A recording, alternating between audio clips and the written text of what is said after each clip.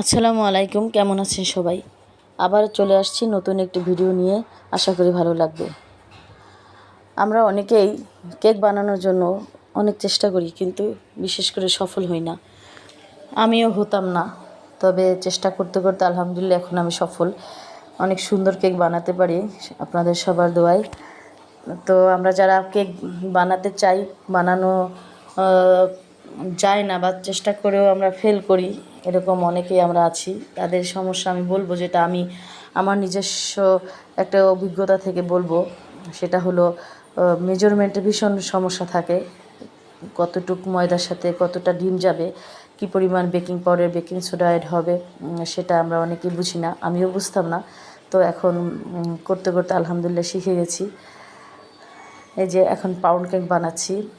অনেক দিন পর্যন্ত আমি বানাই না, এটা ঝামেলা লাগে আমার কাছে, কিন্তু বাচ্চারা বললো খাবে। তো এখন ভাবলাম যে একটু বানাই, সাথে আপনাদের সাথে একটু শেয়ার করি। বেকিং পাউডার দিব, বেকিং পাউডার যা দিব তার অর্ধেকটা বেকিং সোডা দিব। মানে অর্ধেক বলতে আমি বোঝাতে চাচ্ছি 1 চামচের অর্ধেক এরকম। আপনি যদি বেকিং পাউডারের চেয়ে বেকিং সোডা বেশি দিয়ে ফেলেন, তখন কেকের টেস্ট নষ্ট হয়ে যাবে, ব্যাটার নষ্ট হয়ে যাবে, আর কেক হবে না।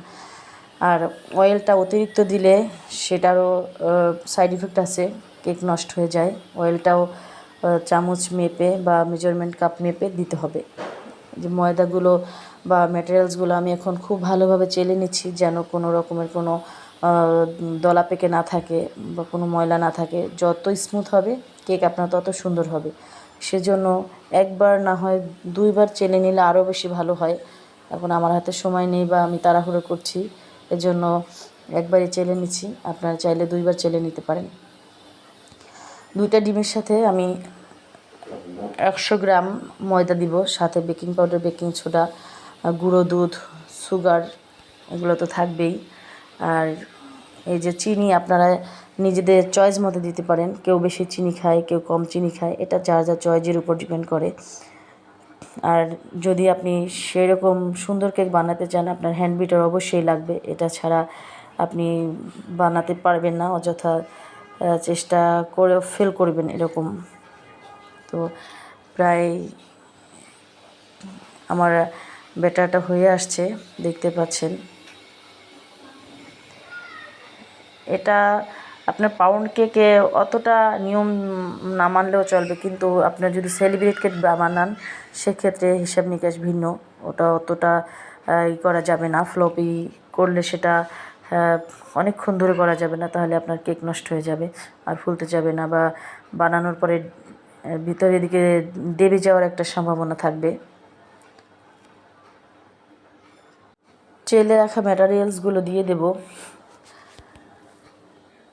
এটা আপনি ইচ্ছে মতো মিক্স করতে পারেন। আগেই বলেছি যে পাউন্ড কেকের ক্ষেত্রে এতটা মানে রুলস ফলো না করলেও হবে। তেলটা খুব সাবধানে দিবেন। এটা মেজারমেন্ট কাপের, এই যে এখন আমি তো দূর থেকে বোঝাতে পারছি না আপনারা কতটা কি দেখতে পাচ্ছেন বুঝতেছি না। আর এখানে দিয়ে দিচ্ছি লিকুইড দুধ। লিকুইড দুধ দিলে টেস্ট আপনার বাড়বে আর অনেক লোভনীয় হবে। এখানে একটা জিনিস আপনারা ফলো করছেন কিনা জানি না, আমি কোনো ভ্যানিলা এসেন্স অথবা চকলেট এসেন্স দিচ্ছি না। আমার কাছে যে ভ্যানিলা এসেন্স আছে সেটা একটু ব্র্যান্ড খারাপ।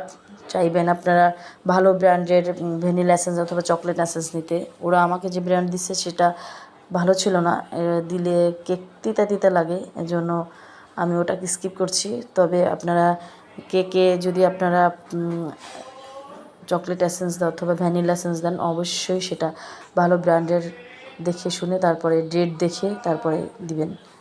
না হয় আপনার কেক কিন্তু এর টেস্ট একেবারে নষ্ট হয়ে যাবে, কষ্টটাই একদম বিফলে যাবে। আগে থেকেই ফ্রি হিট করে রেখেছিলাম আমি একটা হাঁড়ি, ওটার মধ্যে সেট করব। আর এই যে আগে একটু লেগেছিল, ওটা পুরোপুরি যাবে। তো আপনাদের আমি মোল্ড ফ্রি করে দেখাতে পারলাম না, এর আগেই দেখেন কেক খাওয়া কিন্তু শেষ হয়ে যাচ্ছে। আমার মেয়ে কখন যে শুরু করে দিয়েছে আমি জানিই না। আজকে এই পর্যন্তই, দেখা হবে অন্য কোনো ভিডিওতে। আল্লাহ হাফেজ।